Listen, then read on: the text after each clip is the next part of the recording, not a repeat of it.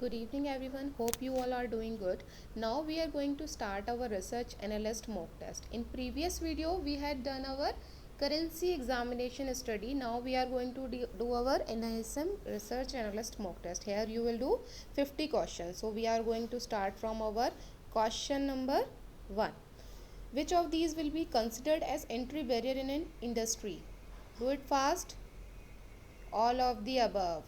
Read explanation carefully. Entry barriers in an industry can be understood from following simple industry characteristics. So read industry characteristics from PDF. Okay, now we will moving forward towards next question. Which of these is the most suitable inference in technical analysis? If the share price breaks its resistance level, what will happen next? If share price breaks resistance level, then what will happen next? It is likely to rise in the next resistance level. It is likely to rise. So answer here would be, okay, wait.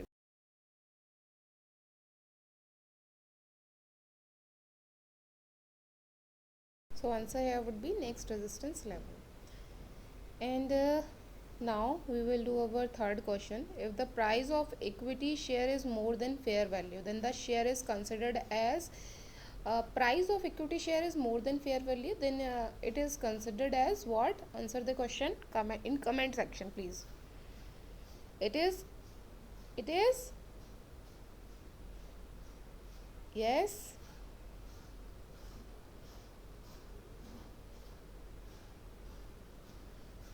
Overpriced equity share is more than the fair value.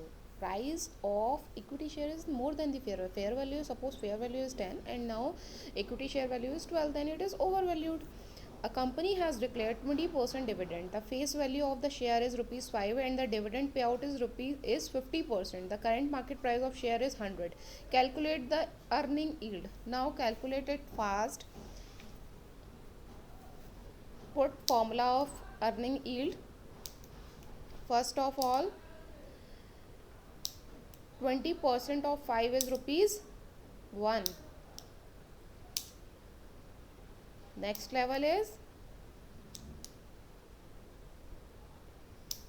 yes, do it fast.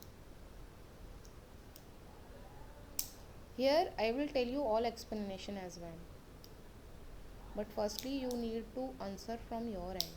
That's why I am giving you some time to calculate.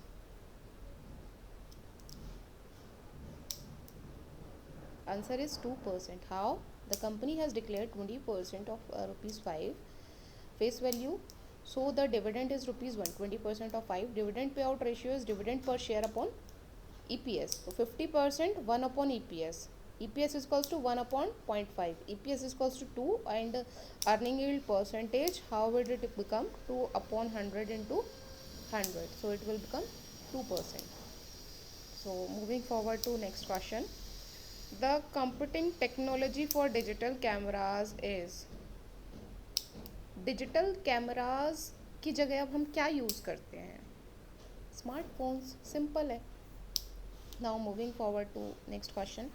आप सारे questions कीजिए and please note it down on your notebook as well, so that कि you can make more and more practice. This video is only to help you to clear your examination of NISM research. The debt of equity ratio of an organization is 2:1. The debt on the balance sheet is rupees 8 lakh and the return on equity is 25%. Calculate net profit. Net profit कैसे calculate करेंगे? 2:1 को first of all 8 lakh को आप 2:1 में divide करेंगे तो 2:1 का ratio आएगा 4 लाख एंड 4 लाख का रिटर्न ऑन इक्विटी का 25% है. रिटर्न ऑन इक्विटी 25% है, तो इक्विटी पे रिटर्न ही निकालना है, मैं नेट प्रॉफिट निकालना है. तो 25% ऑफ व्हाट? 4 लाख. 4 लाख का 25% आएगा आपका 1 lakh. The answer would B 1 lakh. आप वीडियो को स्टॉप कीजिए, आप स्क्रीनशॉट ले लीजिए और नोट डाउन कीजिए. Dash has to be used as discount rate for calculating the free cash flows to firm. Used as discount rate for calculating FCFF. ये आपको याद करना पड़ेगा. Discount rate for calculating the free cash flows, weighted average cost of capital. Now read explanation.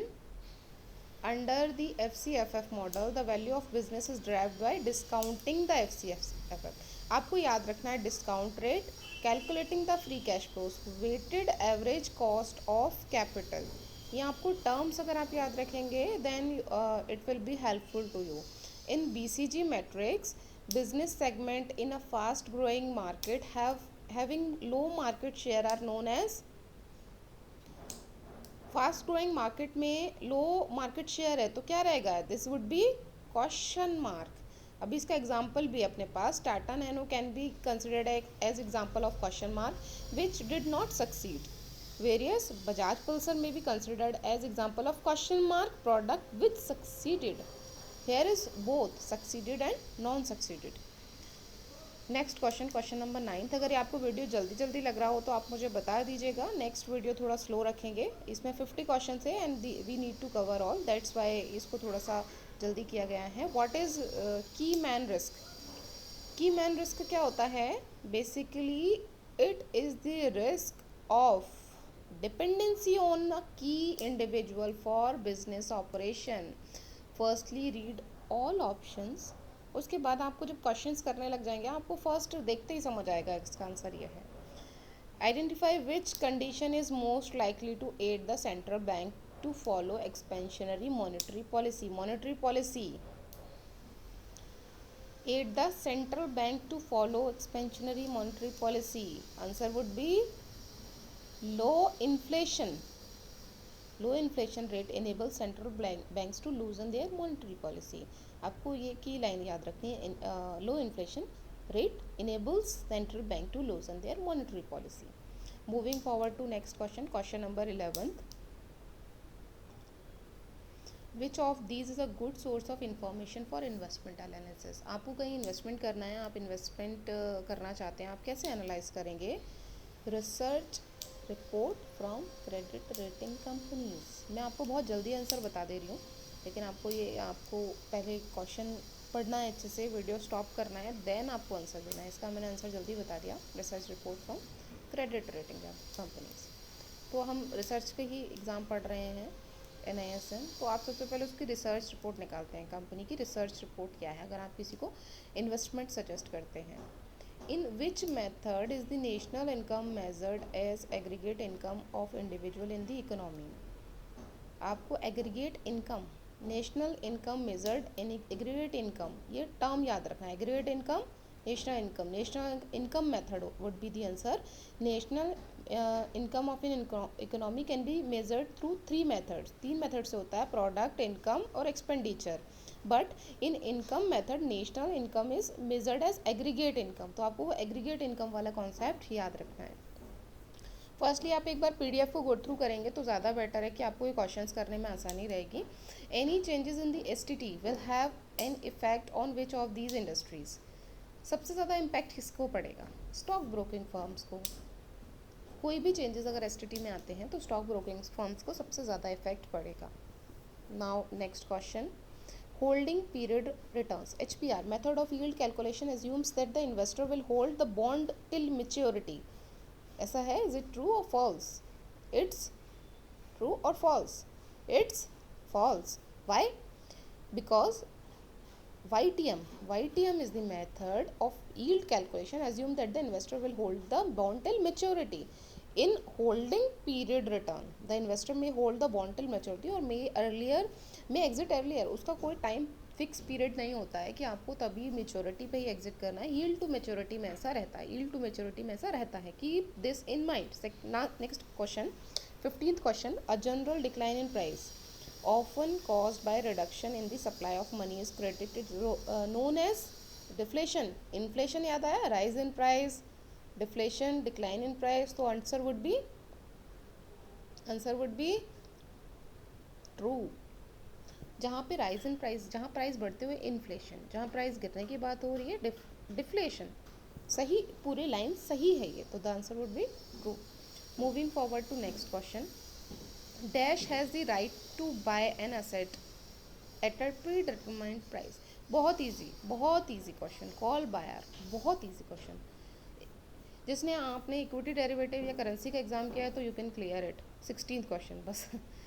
Industry rivalry will be high when similarly product service are being offered by participants with little or no differentiation. Answer would be true. NPA of banks are typically low when interest rates are high. क्या होगा इसका answer? NPA कम होता है जब interest rate ज़्यादा होते हैं। सही है या गलत है? गलत है ये। फिर जल्दी बता दिया मैंने आंसर, बट मेरे से बाय डिफ़ॉल्ट एक क्लिक हो गया, बट कोई नहीं, लास्ट में हम चेक करेंगे कि कितने मार्क्स हमारे आए। 50 में से आप मुझे मार्क्स प्लीज़ भेजिएगा कि आपने इतने मार्क्स अचीव किए हैं। मैं आगे और भी वीडियोस अपलोड करूँगी। And now at the time we are moving forward to the question number 19. A current ratio of dash, that means the company has current assets more than its current liabilities. Current ratio 1 से कम है, ज़्यादा है, बराबर है, तब हम देखते हैं current assets are more than its current liabilities। क्या होता है? मोर पे फोकस। बार बार आप मेरे वॉल्यूम पे भी जाएंगे, आप क्वेश्चन पढ़ते हुए मेरा वॉल्यूम भी देखेंगे तो आपको आंसर अपने आप समझ आ जाएगा। Question number 20, if interest rate in the economy rise, price of the bond would.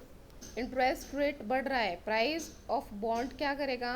Interest rate बढ़ रहा है, ब्याज दर बढ़ रही है, price of bond would fall. Interest rate, ब्याज दर अगर कहीं बढ़ेगी तो price of bond will fall. There is an inverse relationship between price of bond and interest rate. Shares may be voluntarily delisted by the company from the stock exchange. It could be for various reasons as mentioned accept. क्या होगा? on account of non-compliance to regulations of the stock exchange. See, there is a two option. Company can be delisted voluntarily or non-voluntarily. You can read all this in explanation as well. Okay, I am just showing you explanation with answer. Wait for a while. So answer is on account of non-compliance. Delisting may be compulsory or voluntary. In the compulsory delisting, the shares are delisted on a of a non-compliance. Voluntary में company खुद से delist होती है। SEBI Regulations 2014 are applicable to fund managers of alternative investment funds.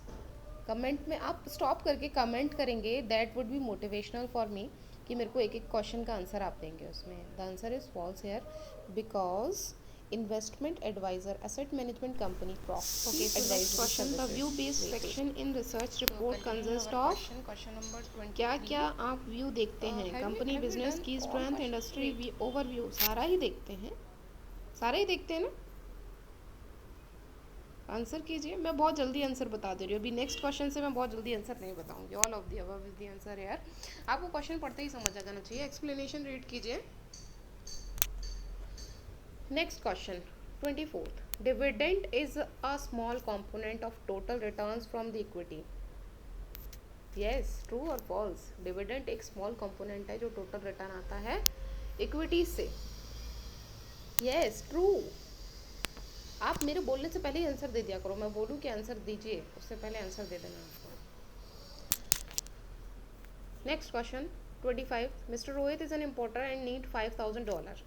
After 2 months to make payments he goes to foreign exchange department of his banks and books USD 5,000 2 month future after. देखिए, उसको ज़रूरत थी पैसे की USD की, वो गया bank में, उसने कहा 2 महीने बाद मुझे ज़रूरत है, 2 महीने बाद उसने जाके ले लिया। नॉर्मल कॉन्ट्रैक्ट है ये, क्या बोलेंगे इसको?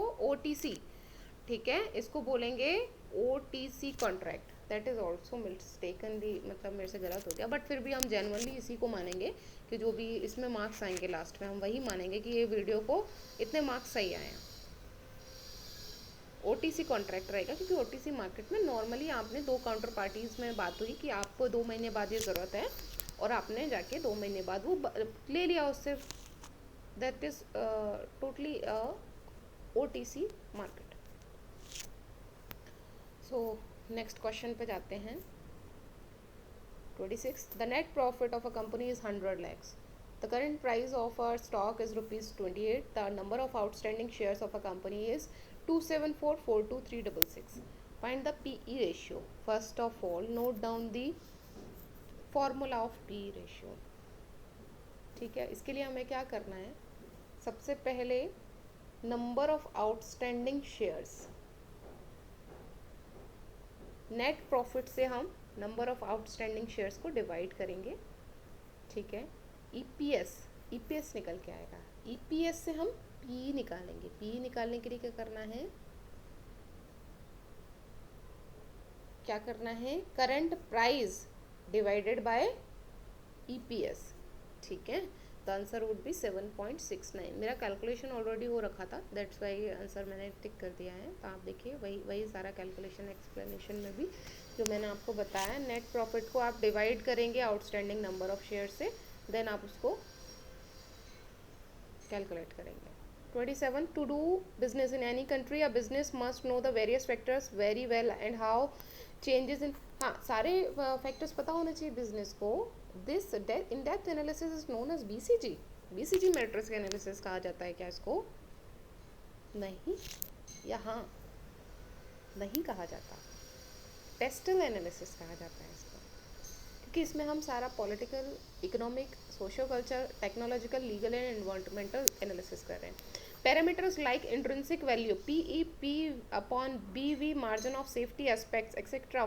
form a part of quantitative parameters of a research report. ये सारा क्वांटिटेटिव में आता है. क्वांटिटेटिव और क्वालिटेटिव का डिफरेंस आप पढ़िए. क्वालिटेटिव में हम क्वालिटी की बात करते हैं. Yes, these all in numbers. Valuation false, no. Parameters like intrinsic value are valuation parameters. Valuation, आप उधर वैल्यूएशन याद रखिए, क्योंकि इसमें नंबर्स की बात की जाती है. The PE ratio of company is 3 and the price of stock is ₹15 per share. The company has declared a dividend of ₹3. Calculate the EPS. EPS का फॉर्मूला सबसे पहले लिख लीजिए. इसमें आपका जो डिविडेंड कंपनी का डिविडेंड डिक्लेयर्ड है, क्या आप उस पर फोकस करेंगे? द पीई रेशियो, पी का नॉर्मली आपको इसमें दिया हुआ है, मार्केट प्राइस से आप डिवीजन कर दीजिए. किसका डिवीजन करेंगे आप? पीई रेशियो का. पी दिया हुआ है, आपने मार्केट प्राइस से डिवाइड किया. The answer would B 5. 15 divided by 3, that would be 5. 3 5 जो 15. ओके, बहुत सिंपल है. आप दोबारा देख लीजिए इस क्वेश्चन को.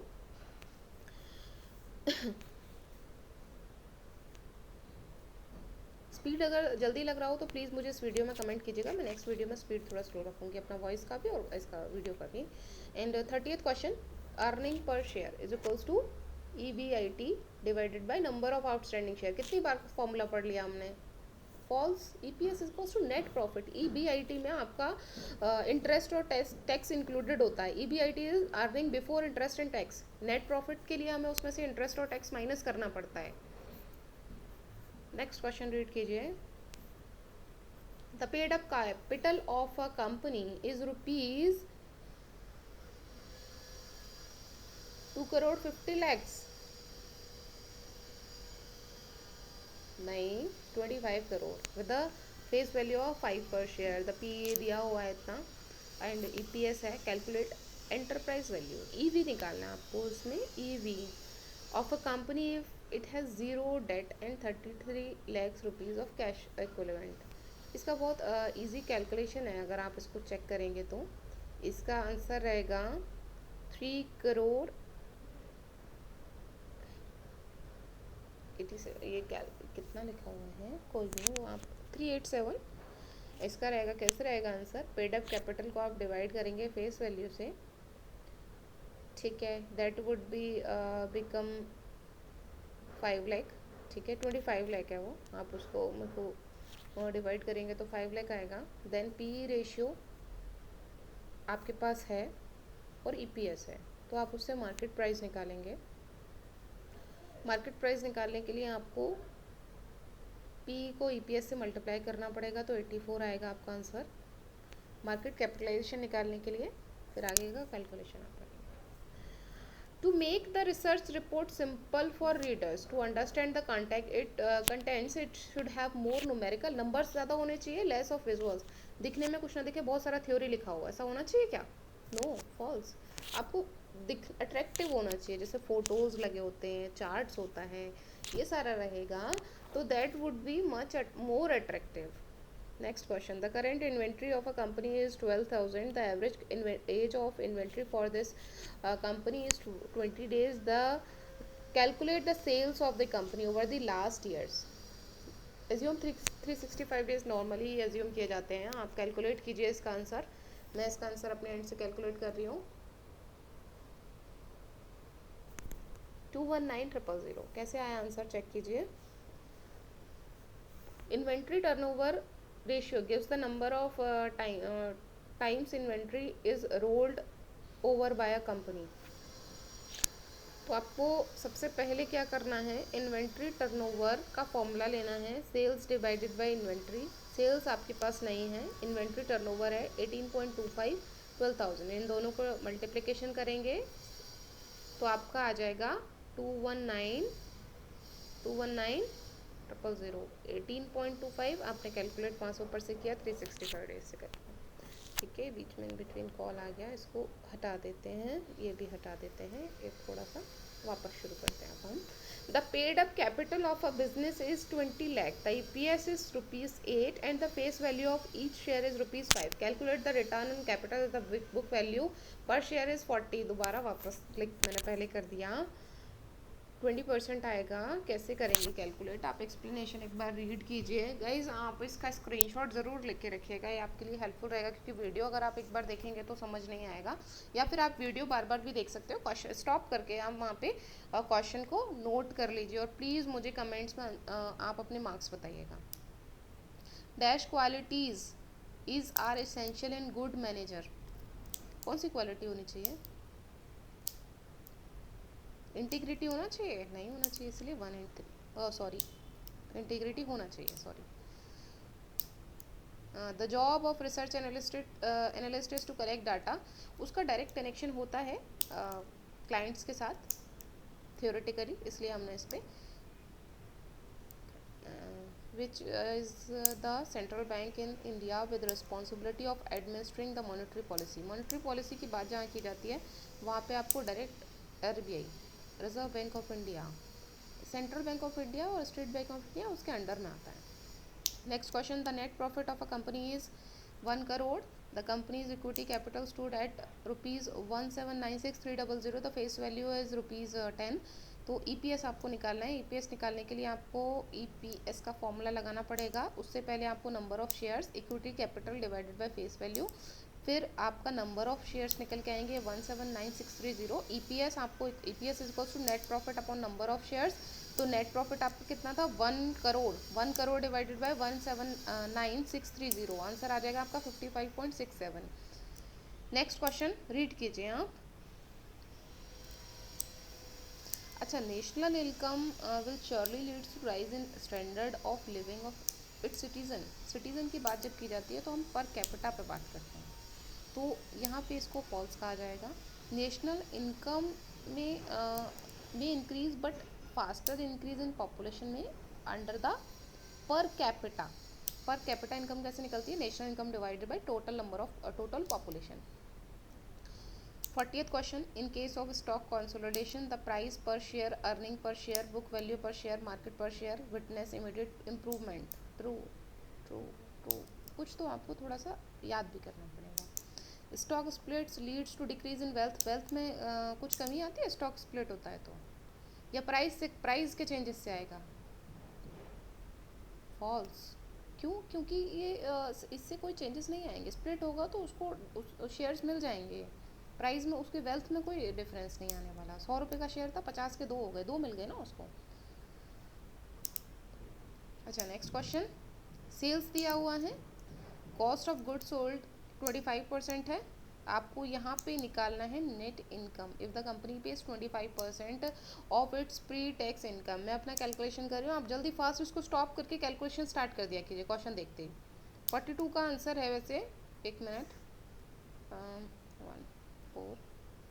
7,50,000, 25% सेल्स का है in cost of goods sold. इसका आंसर रहेगा 14,215। कैलकुलेशन में, एक्सप्लेनेशन में देखिए क्या करना है आपको। 7,50,000 का 25% निकालना है, माइनस किया आपने। नॉर्मली किसी ने अगर फाइनेंस से एमबीए किया या बीकॉम भी किया हुआ है या कॉमर्स से था तो उसको ये कैलकुलेशन बहुत इजीली समझ आ जाएगा। स्टॉप करके वीडियो को एक बार देख लीजिए,